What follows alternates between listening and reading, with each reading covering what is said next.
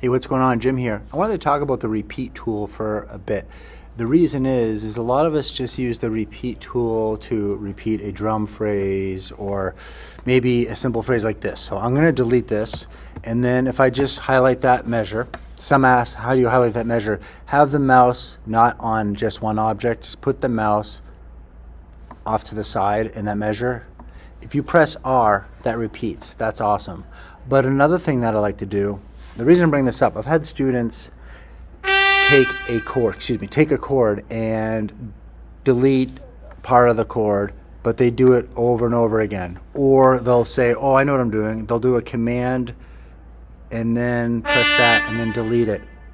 And then they repeat that process for a bunch of measures. So why am I talking about this? I can take that C that's highlighted, press R, watch what happens. Done. I just like sharing this because I think it's really cool. It's super fast. There's times where we have to use the command or control key to highlight and then delete. But this is a win-win, people. What do you think? Take care. Bye-bye.